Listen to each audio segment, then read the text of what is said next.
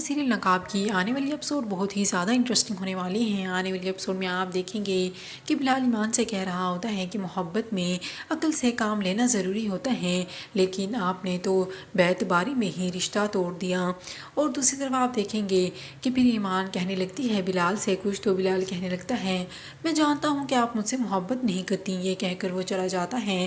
اور دوسری طرف ایمان کی آنکھوں میں آنسو ہوتے ہیں، وہ خود کو بہت ہی زیادہ اکیلا محسوس کر رہی ہوتی ہے بلال کے چلے جانے کے بعد۔ اور دوسری طرف آپ دیکھیں گے کہ بلال اپنی بہن زارا کے پاس جاتا ہے اور کہنے لگتا ہے کہ میں نے زندگی کی بربادی تو سہ لی ہے، لیکن میں دل کی بربادی ہرگز نہیں سہوں گا تو اچھا نہیں ہوگا۔